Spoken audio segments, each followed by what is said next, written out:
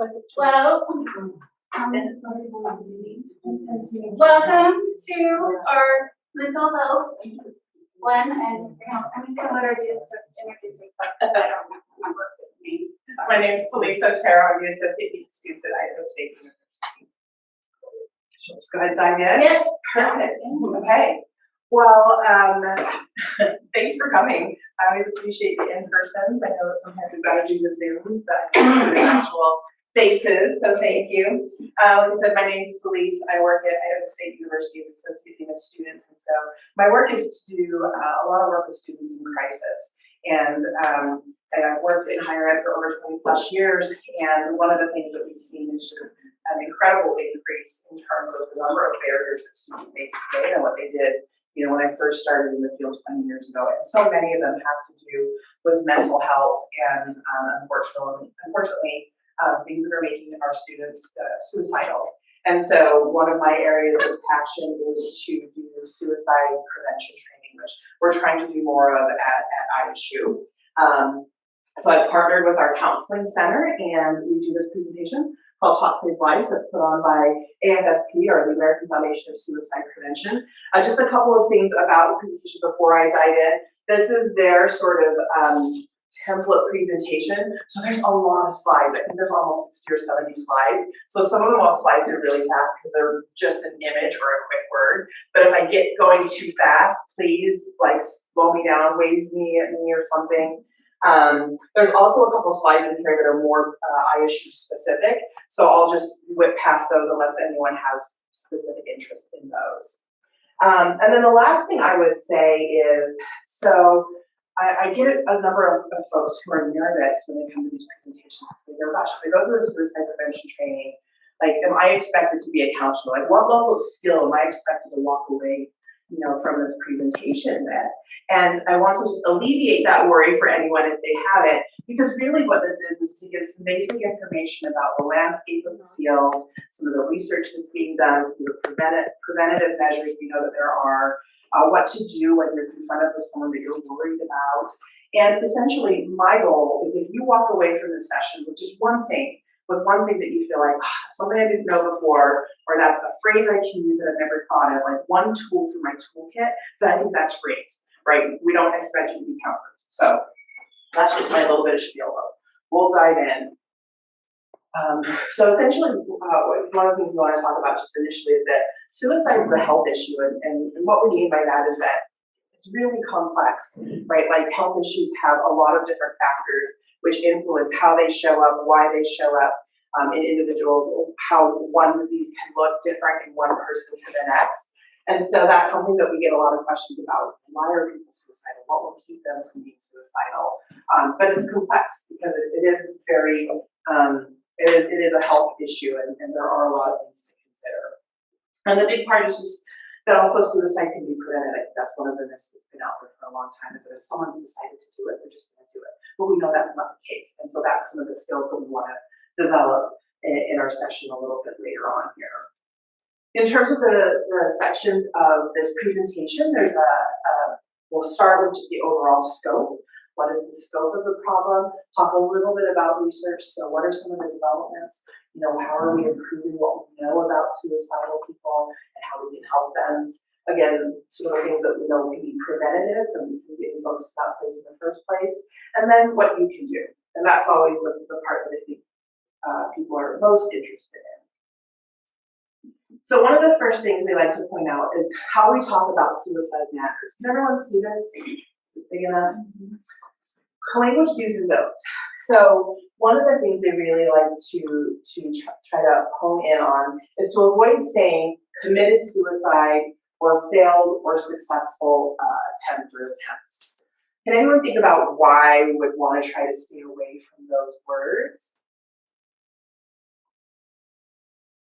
When you think about the word committed, like what do you think of that in terms of phrasing and how you usually hear it?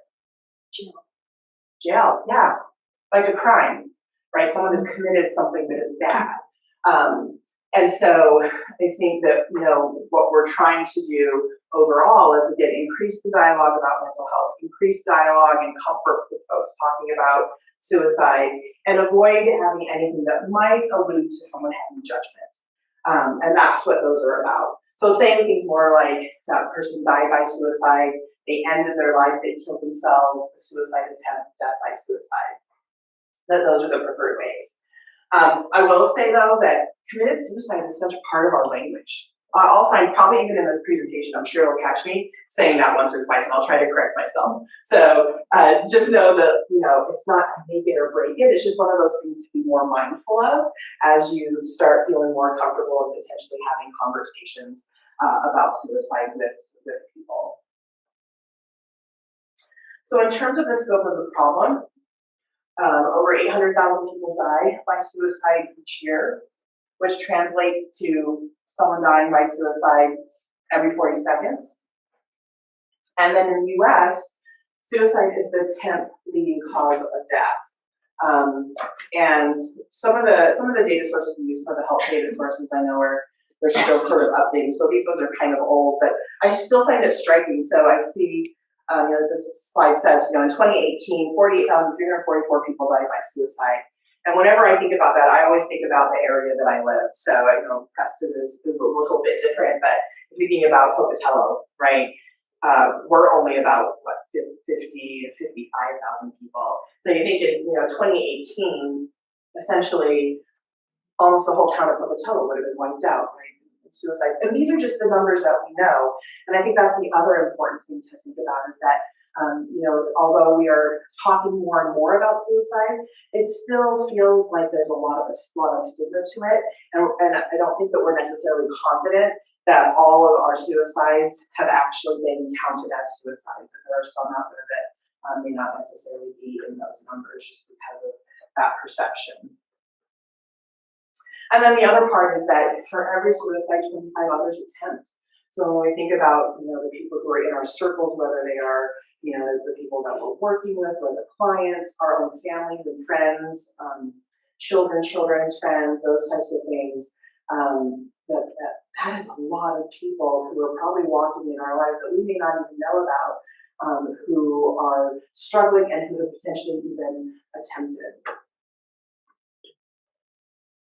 And to get a little perspective, these numbers are kind of hard to read, but essentially the higher or the darker the density of the red color, the higher the rate of suicide. And so as you can see, when you get out to the west, and especially our area, this Intermountain West area, we have a higher rate of suicide. In terms of states, we're the 5th highest rate, and I think we've been somewhere in that top 8 for as long as I can remember doing presentations. And in the state of Idaho, it's the 9th leading cause of death.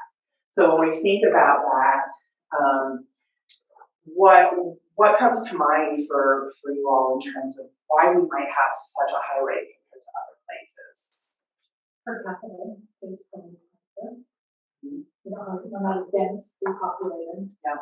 Mm-hmm. Absolutely.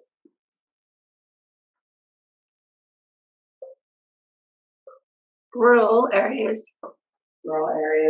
Mm-hmm. A lot of times just the access to resources makes a big difference in so many rural communities in Idaho, Montana, Wyoming. That would make sense. Yeah, those are definitely some of the things. And one of the other rates that's not listed on here, but one that I think about in terms of my role, is in Idaho, if you look at the age range of 10 years old to 44. So like at ISU, that's kind of like our bread and butter, right? People on our campus. Suicide is the 2nd leading cause of death in Idaho. So when you think about that age range and people who are in your life who fit in that age range and that demographic, thinking that that is the 2nd cause of death really, I think, beats home the importance of having these conversations and just the prevalence of people who are struggling. So just having a little bit of context, I think, can be helpful. And here's a slide. It's more ISU based, but again, I think if you work with anyone sort of in that sort of age range, it is kind of interesting. ISU works in a group of, I think it's like 219 colleges and universities across the nation that gather sort of their own self-reported data. Students do self-reporting of data and sort of share it across the nation in terms of just sort of what their students are feeling, what they're going through, what they're struggling with. And these are some statistics that they found for the 2001 survey. They're currently processing this year's data. But 38.7% have had thoughts of suicide in the past 2 weeks.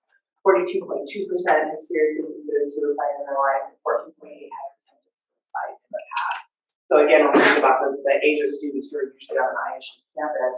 And I think that, you know, while we're talking about ISU campus, I mean, that is true for people in any community, especially in that age range, of just how significant they have had with their mental health struggles.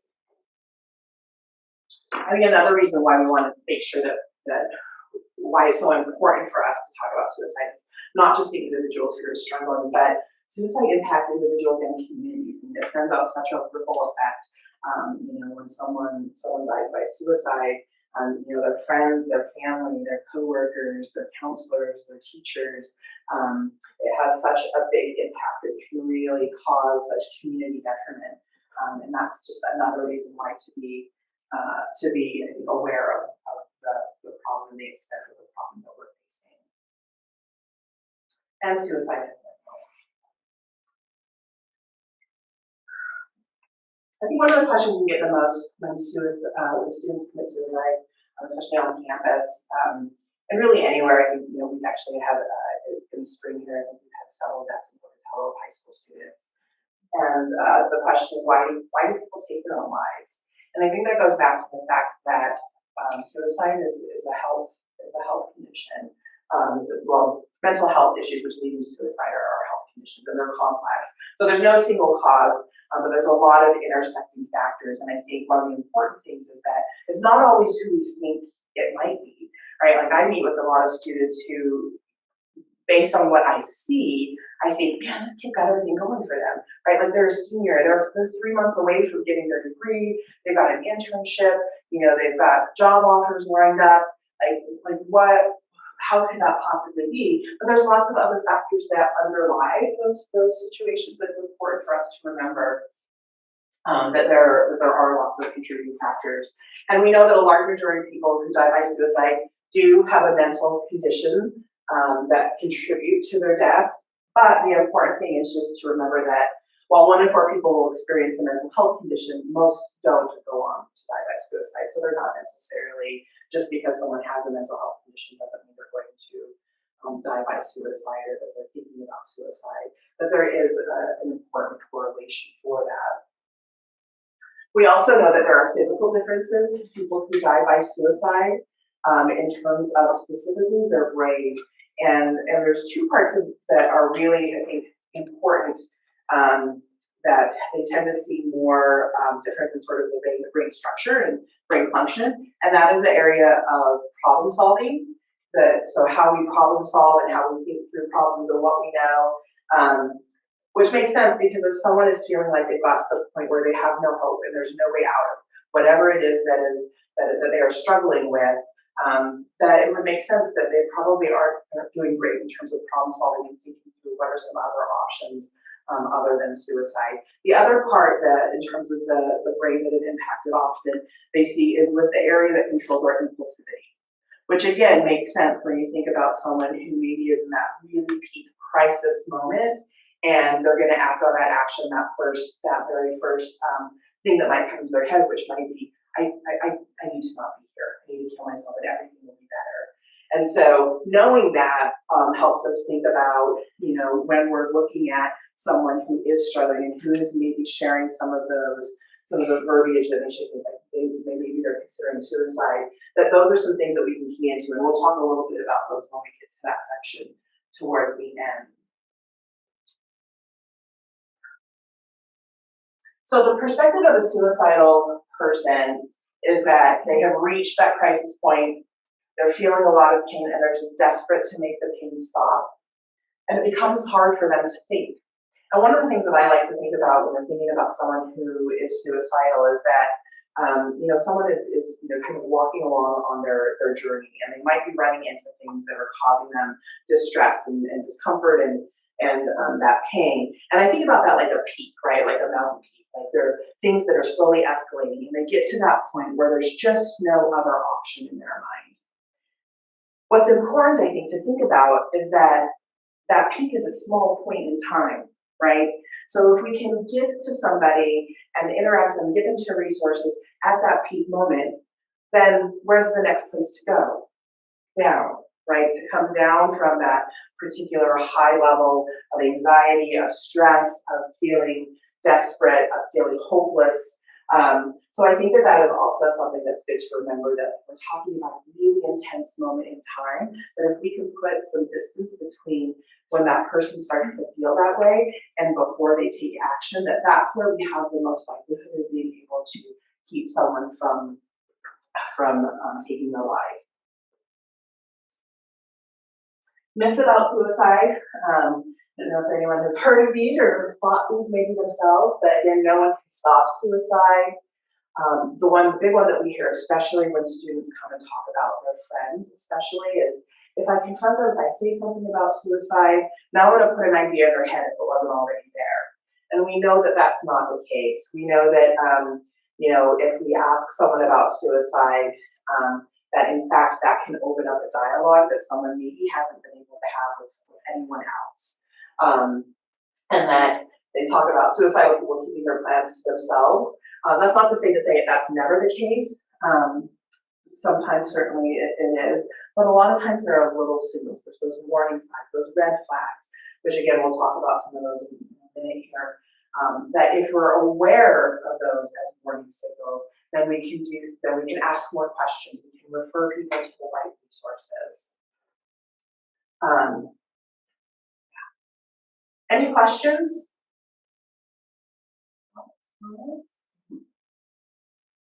So in terms of who's at risk, again, when we talked about it being a complex issue, here are a couple of things that we know that do impact people who are thinking about suicide. Health, those health conditions, brain function, historical, environmental sort of factors, which we'll dive into a couple here when they talk about health factors.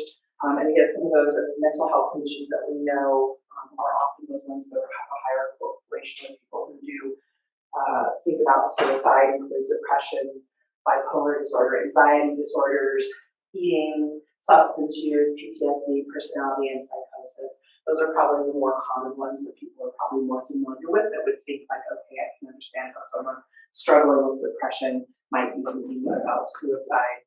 But there are other ones, again, serious head injuries, when again, think about those areas of the brain that might be impacted in an injury, that are those areas that control impulsivity and problem-solving skills, that can be a contributing factor. People have chronic pain conditions, or just some serious and chronic long-term health conditions where they're constantly physically in pain or going through treatments or unsure about what their health might look like, that those can also be health factors that contribute to someone thinking about taking their life. Historical factors can include things like having a family history of family members who have committed suicide. I just said it. Family history of mental health conditions, childhood abuse, previous attempts, and loss. And loss can be everything from a job, so I'm feeling like I don't know how to take care of my family or myself anymore. I have nothing else to give. It might be a relationship, it might be a divorce. So loss can come in lots of different ways, but that can also be a factor that contributes to people thinking about suicide. And environmental factors. And so the more access that people have to lethal means, so ways of taking their life, can be a factor when you add in all those other pieces. Prolonged stress, stressful events, exposure. And this slide, I think, goes back to that sort of idea that I was talking about, that it may not always be who we expect, and it may not be what we see or what we expect to see if someone is struggling. Because what we may not know and what they may not even know is that there might be that genetic risk, there might be family history, they might themselves be suffering from depression, they might be going through major changes or loss or stress at work, there might be some substance problems, and these are all things that we may not necessarily know about, but that are happening behind the scenes, and they're all kind of working together to drive that person to, again, where they're getting to that peak of hopelessness, and I just don't feel like I have control, and this is my only option. So just keeping that piece in mind. And then I think the thing that we also want to talk about is just that it's so important that research continues in this area. There have been a lot of developments in sort of those biomarkers, sort of those physical things that we know that can contribute to someone being suicidal, that there's been lots of developments in types of therapies that can be helpful, other interventions, medications. I mean, I don't know about you, but it seems like anytime you turn on the TV anymore, like every other commercial is some kind of a medication, which is great because they're constantly tweaking and developing, because not one medication, not one type of therapy or intervention works for everyone. And so having lots of options are out there, and that's something they continue to do, try to find ways to counteract the things that lead people to feeling suicidal, and then once they are, how to then intervene and to find a way that is going to help them be most successful in moving past that point of their life.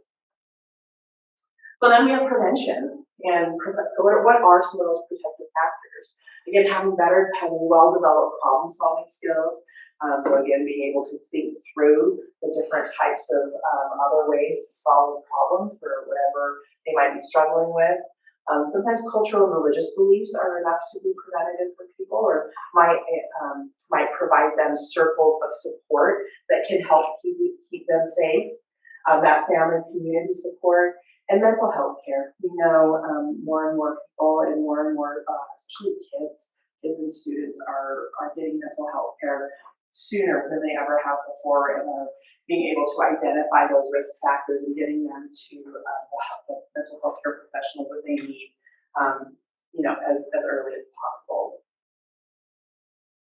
And then the big thing also, which is what we're trying to do with Talk Saves Lives, is just change the culture and the conversation around suicide and mental health. We have to become more comfortable just as a community, as a society, talking about it, and making space for people who are struggling to be able to admit that, and to then help move them to the path that is going to help them, again, be healthy.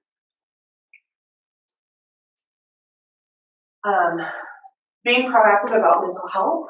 So, some of the things that we try to do, especially when people come into my office, we talk about struggling with things, and even if they aren't actively suicidal, that it can hear those things of like, I'm struggling, I don't know what to do, and I'm feeling overwhelmed. Trying to get them to see a doctor or mental health professional. Some people have some pretty strong feelings about mental health providers, and whether those are just preconceived notions, or maybe they've tried working with a mental health provider before, and that person then just didn't click, so now they kind of shut down. So sometimes for those people, getting them to see a doctor or going to like a health clinic can be a good first step. I sometimes get students who don't think that they're struggling necessarily with anything with a mental health disorder, but they'll say like, I just feel anxious all the time, right? Like I can't sleep, and I feel like I can't breathe, and I can't, and they'll talk about all these things that I'm thinking in my head.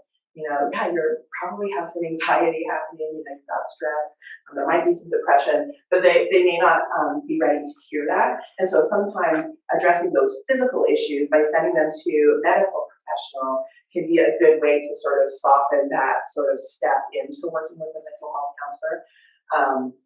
So that's something to think about if you are confronted with someone who you think that, gosh, we could probably use a connection with a mental health professional, but they might not be ready to hear that. Thinking about how you can refer them to a doctor a doctor or another health clinic might be a place.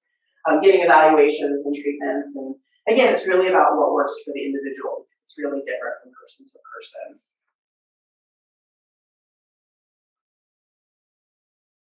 And then some of the other things, again, like if someone's actively suicidal, I would say this probably isn't so much something that I would push, but when I do have students or family members who come to me and who are talking about, again, I'm stressed, I can't sleep, we start talking about, well, what are some other strategies that we could, help you put in place, like adding, 20 minutes of exercise every day. Just walk around the quad, at lunch for half of your lunch period. Because we know that these types of things, that exercise help, sleep, getting healthy sleep, which for teenagers, college students, for us is often a big one, and that's stress management. So trying to do some of those preventative things like that, and getting healthy schedules, healthy sleep schedules, prioritizing things so that they can manage the stress of all the responsibilities and priorities can be something that can really help people from getting to that point of being completely overwhelmed. And so this, I think, starts to lead into what can you do, what can we do when someone is, that we do know that they're confronted with is struggling. And the biggest point is, again, when we think about that peak of time and that peak moment of crisis, if we can put time between that peak moment of crisis and someone actually attempting, to take their life, that is when we have the most likelihood, if we can put as much time as possible between those moments, of making an impact. And sometimes what that means is that limiting access to means can be a huge preventative measure. Some of the things that have been done large level are like the CO sensors in cars and homes, barriers on bridges, things that I'll say that I have happened to me even this year working with students. Had a faculty member who called and said, I have a student here who just said that she is going to kill herself this weekend, and that she has been hoarding her own personal medications as well as taking her parents' medications, and that she has a large bag of medications that she plans to overdose on. I asked her if I could take care of that for her for the weekend while we try to get her to a place where she's stabilized and she's so this particular person felt comfortable with that. Not everyone does, but the important thing to know is that if you're confronted with someone who's maybe articulating that, maybe you can help them problem solve and think, is there someone who can hold on to your medications for the weekend or until we get you to a counselor? Even thinking with them about those types of things. Had the same thing with a student who said he had a handgun out in his car and that he was going to leave and go kill himself. And so the question, we asked him was, would you be willing to let me call security? I want to call security and see if they would be willing. Would you be willing to hand over your gun and let them hold on to it until we can get some next steps and get you to a counselor? And he didn't agree to our campus security, but he said my grandfather would be willing to, and he has a gun safe and he would take care of it for me. So again, helping put time in between that crisis moment and when they take action, and limiting access to means can be a big determining factor. And again, everyone has a different level of comfort. It might depend on who it is, if it's a family member versus if it's a client, but just knowing that those are important factors and how you can problem solve around that are really important. So what can you do? First of all, have a conversation. And in terms of, having a conversation and being supportive, what does that mean? It means watching for warning signs, being willing to reach out to have those hard conversations, to ask more questions if you're not sure if someone said something that you're thinking like, that feels weird. I don't know about that.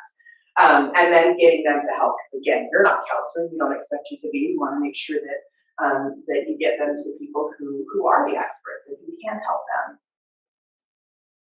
In terms of suicide warning signs, there might be actual direct talk. Someone might say something specifically, could be behavior, could be mood. There's a number of different ways that might look. They might say specifically, really directly, I'm going to kill myself. I want to die. But they might be more indirect. It might be comments about, I feel trapped, or like, there's nothing left for me, or I'm no good to anyone, those types of things. Has anyone ever heard those types of comments from anyone or any clients or any people they've worked with? Yeah. Being a burden to others is a big one. I don't want to hurt anybody else. Some of the things that we've heard. Behavior. This one, depending on how much you know about the person, you may or may not be aware of, but increased use of substances like alcohol and drugs, issues with sleep, acting recklessly, withdrawing from things that they normally have been very excited about, very involved with activities or people, isolating from people that they have normally been very close to, giving away possessions, people who start sort of making amends for things out of the blue might be signs. And then mood. Mood can show up, I think, in actually a lot of different ways. The big ones, I think, are depression, sort of apathy. There might be rage, irritability, impulsivity. The other thing is, I think that the biggest thing is that for any of these, whether we're talking about mood, behavior,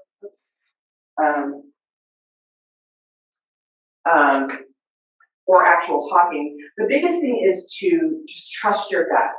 And one of the things I like to think about is assume that you're the only one that's going to say anything. That person's just said something to you. It may not be direct. It might be kind of weird. You're not sure. But assume that you're the only one who's going to reach out, right? Like this part, I think I went into, CPR, right? If I were to fall down on the ground, touching my heart, I would hope that someone in this room would come over and try to attempt CPR. Now, maybe nobody here is certified in CPR, but I would hope that wouldn't stop you, right? Like, we would hope that you would just say, like, gosh, she seems like a nice lady. Hopefully she makes it. Until the ambulance gets here. We don't know. But hopefully you would do something. Even if you didn't feel like you were really that great at it, or that you were an expert, you would call 911 to ask for help over the phone. Just something to make sure that you are not the last person to have that information. And I think the other part about trusting your gut is, when we look at, I think the direct, like, verbal cues are pretty easy to pick up on, but sometimes the behavior stuff, the mood stuff, I think the biggest thing that's important to remember there is when there is a discernible difference, right? Because you might have someone who is always very quiet and withdrawn, and who suddenly is very vivacious and who is very, outgoing. And that, for that person, might be a really extreme change. And some people will go, well, why would that be an indicator that someone might be suicidal? And for some people, it's because they've been thinking about it for a long time, and they've made the decision, and they're feeling euphoric. They're feeling like, okay, I'm finally going to be released from my pain. And so it might show up in ways that you don't expect. I mean, the reverse is obviously true. People who are usually, very engaged and very involved, suddenly withdrawing and being very quiet and moody, that would be an indicator. But really, it's whatever it is, whatever you know about that person, it's off from the norm.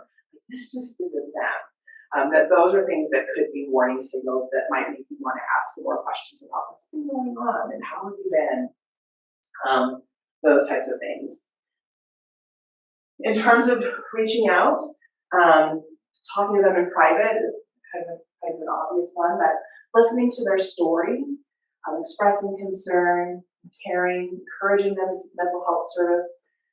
And the big one that I think that most people have a really hard time with is this top one here. Asking directly if they have about their suicidal thoughts.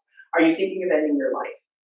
That is really hard to ask people if you don't do it. If you're not trained to, if it's not something that comes up a lot. I've had a couple presentations where we do some role play, which we don't have a lot of time to do that today, and we'll get uncomfortable with it. But sometimes it's nice to try to sort of get those words out, because it can be kind of hard. We try to temper it, right? We'll try to say, I've seen people who will go, are you thinking about hurting yourselves?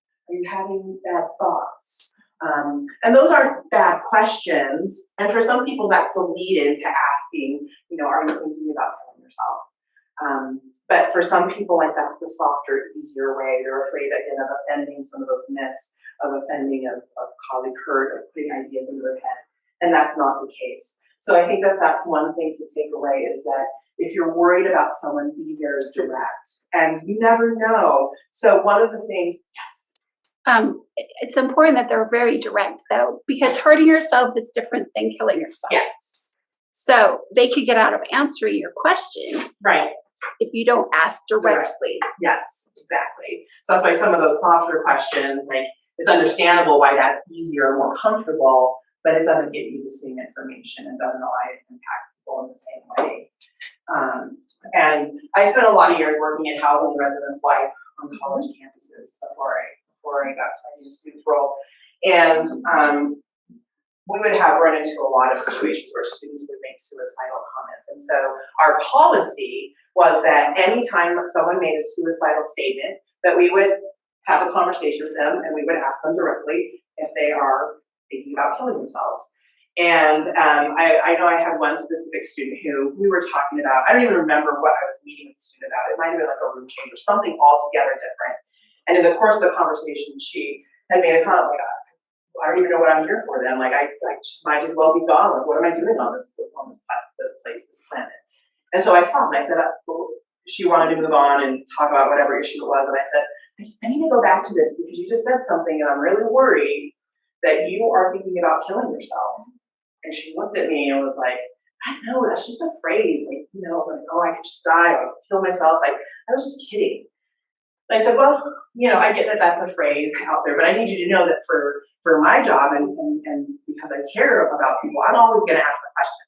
I never want to assume, right? She's like, okay.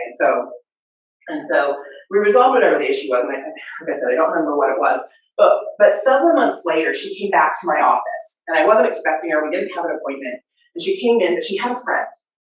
And she said, my friend has been talking about killing herself.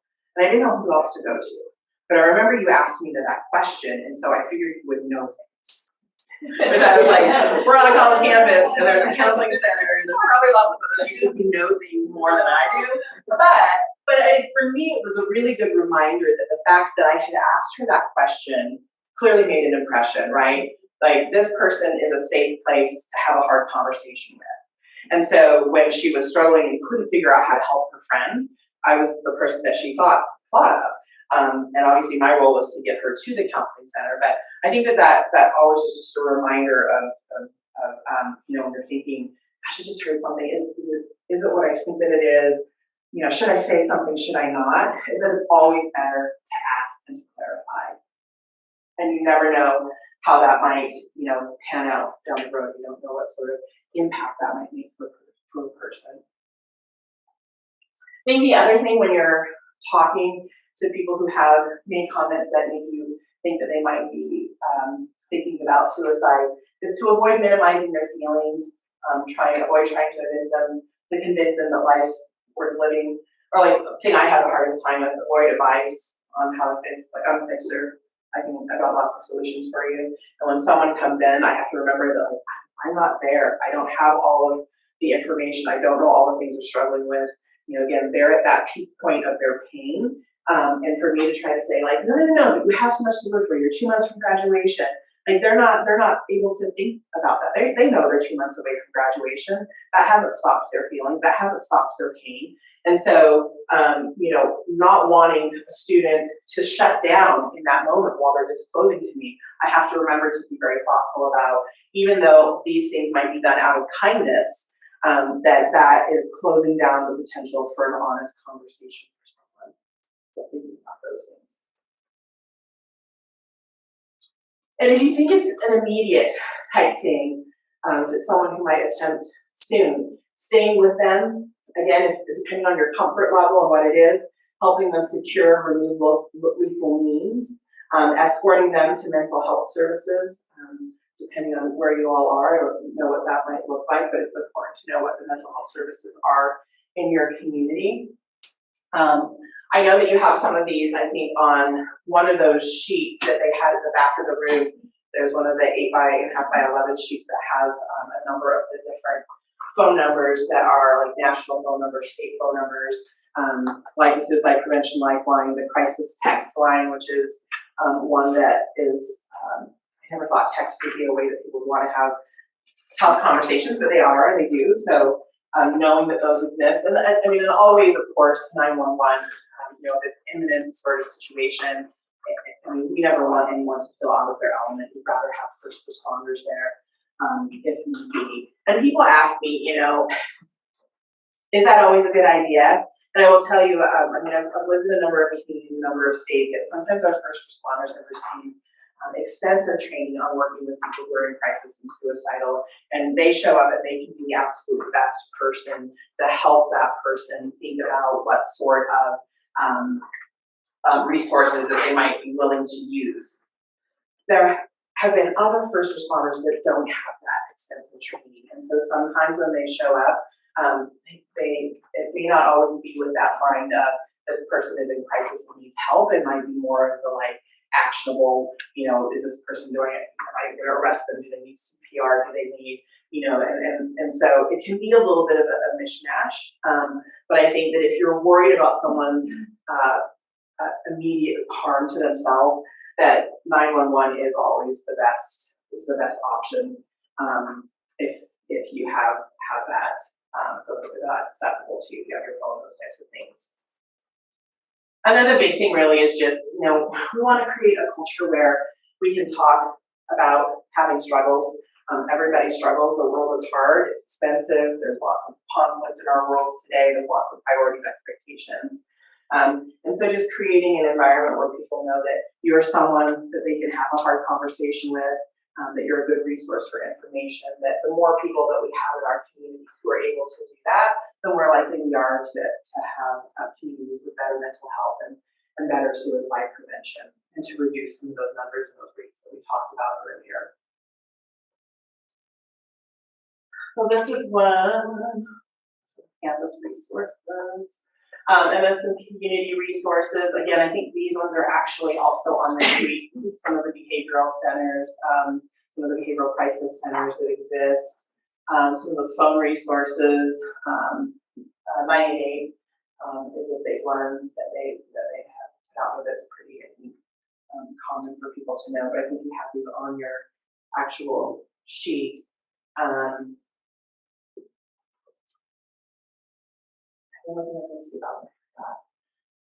It can be helpful to program some of these into your phone just to have them, because a lot of people might walk away from this presentation and not run into any of these tough conversations for months at a time, and then all of a sudden be in that moment where you're like, oh, where is that resource? So that can be helpful to have.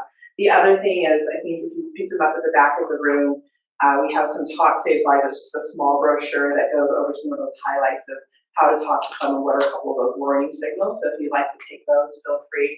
I also have a little tiny business part over there that's called findhelpidaho.org. That's another great resource that they have put together. It's for all the entire state. You go to the website and you put in your zip code, and what will come up is they'll come up with any sort of resources in your community that are either free or reduced costs for things, everything from healthcare, mental health care, transportation, food insecurity, housing insecurity, just sort of all of those types of needs. And so that can be helpful as well if you're looking for just general resources, if you're talking to someone who's struggling. And again, maybe it's not just suicide, maybe it's, all those other factors that build up for people that are struggling financially and they don't know how to feed the kids, and we need to get some medical appointments in, and maybe sometimes those types of resources can be helpful as well. So please feel free to take those, or take some if you interact with people frequently that you'd like to hand them out to. I have plenty, and be happy to have anyone take more. But that's the presentation for today. Are there any questions about any of those things? I know I flew through it pretty fast. Any questions, comments? Do you have an age range that looks like what is there a common, are young adults more prone to suicide than Yeah, because of the campuses and stuff? Yeah, that was it wasn't on the slide that but I do have the number that there are the 10-year-old to 44-year-old age bracket in Idaho specifically. Suicide is the second leading cause of death.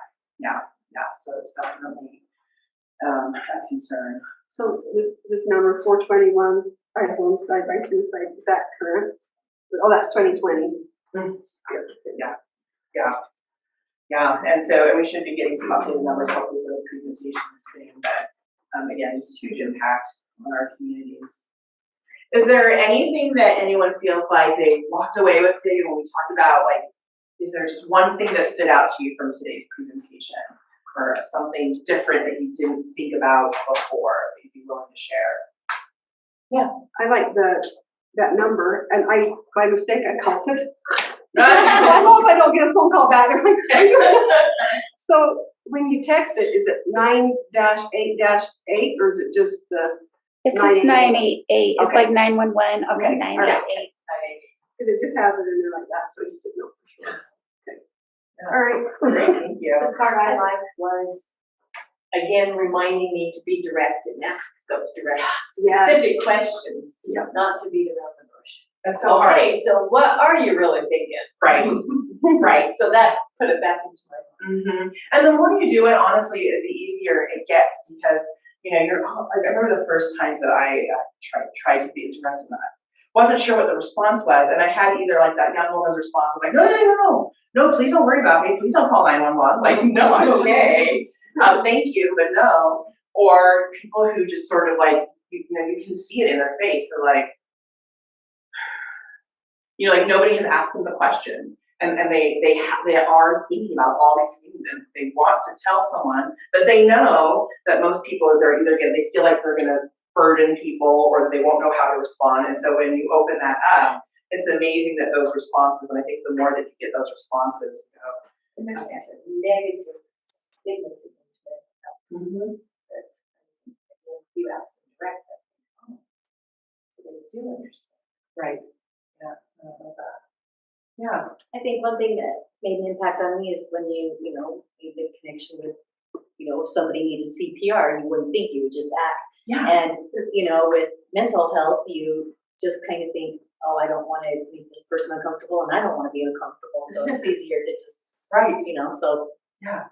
Yeah. I feel like that's a great one. I'm glad that's like good. That was one of the ones that helped me too. Like, of course I would have just let something, like, I may not be good at it, but like, I'm going to try. I'll give it my best. Yeah. Just changing the language, like instead of commit suicide, someone's taking their life, and things like that. Did you see me screw up? Yeah. Yeah. Thank you for not pointing that out. I'm very hyper aware. But I'm a work in progress, and I have conversations with students all the time. But it goes to show you, like, it's such, I think, encultured in our language and how we talk about. But as long as being aware makes all the difference, right? Thinking about it. Yeah. So I think this changing the attitude that mental illness is an illness, like flu is an illness, cancer is an illness, doesn't mean you're crazy. Right. You know, you might be. Yeah. But there's ways to treat it, right? We wouldn't just sit miserably for weeks and weeks on end with a sinus It's a infection. chemical imbalance that needs to be corrected. Yeah. Absolutely. I love that as well. Well, I have more of a question. Okay. So we had a girl a couple weeks ago, 3 weeks ago. She died by suicide, and our school called it an accident. Oh. And I kept thinking, and our kids knew she Right. died that way. And they said, well, how's that an accident? And I was like, I don't know why the school called it an accident. No, they for them to say that, or should they just said just how? I heard it was not that. I heard it was like a TikTok challenge or something where they But would choke. the school said, oh, you must say it's an accident. Yeah. So she died by accident. Because the other one, happened, they didn't call it, they called it. Yeah, so my kids are like, why are they saying it's an accident Yeah. when it's not clearly an accident? Yeah. Yeah, and I think, one of the things that my experience has been that, especially when we're talking about, the K-12 system, I think that they're still struggling with how to talk about that, right? And it's not that they don't have access to counselors, but it's also, how do you help students? And this is one of the things we talked about. We had some on campus this year. We held some sessions with students, the classes that the students have been in, to talk about how do you deal with grief? Like, how do you talk about the hard things? How do you remember someone and remember the good things and feel comfortable remembering them and talking about them, not like they're an embarrassment or someone to forget, but also not letting that pain continue to, sort of simmer. And like, when do you catch yourself feeling like this is grief versus maybe now I'm feeling some depression? What sort of resources do I need? And I think in my experience, just K-12 systems, I worked in Wisconsin, I worked in Massachusetts, I worked here in Idaho, in Boise, Pocatello, and everywhere it's a little bit different. I think part of that is just maybe the culture of the community and what they're comfortable talking about with things. And also I think sometimes even just the resources that those communities have. I don't know in this particular area if there are lots of counselors available to help sort of guide the school district and sort of what your response is. And when you see a student response, like then what do you do? And so I think sometimes that's where it comes from. Yeah. But I think that, what the research would say is that honesty is the best policy, right? Because again, if we're talking about changing culture, we have to be honest. And there's a very different way to talk to a 5-year-old, obviously, than a 15-year-old, than a 22-year-old. And so some of that, I think, is also a little bit of family discretion, but we have to be honest about mental health struggles if we're going to address suicide. So they told all the kids that it was an accident, and then for Sarah, they had a lot of paper about, like, how do you feel in your emotions? But then they didn't do anything with it. The kids brought the paper home, and so I was like, okay, we talked about it, but yeah, some missing pieces. I kind of wondered. Some good efforts, right? Yeah, But you gotta tie those pieces together. So I was like, should they have gave it to their teacher, or if the teachers asked for it back and kind of just went over it to see how it's physically? I don't know. It was just so confusing. I don't know how. Well, and if you're confused, obviously, I'm sure students are, and that's the part that you don't want. Yeah, they were very confused. I don't know how to. Yeah, and I think there's a fine line between glorifying the suicide and talking about it. Yes. Because we do need to have those open conversations, but not glorify the person. Yes, and that's one of the things too that a lot of schools have stopped doing in these types of situations, like on campus or on school, like memorials or things where there's a big group of people and we're all crying and sort of removing that, but having counselors available and having conversation about if you're struggling and sending notifications home to family members about, here's what happened and here's maybe some things you want to talk to your student about and here's resources for you to know about your child. So you're absolutely right. And I think that that's where some places have gotten it down really well and unfortunately other places still kind of struggle with finding that balance. Yeah.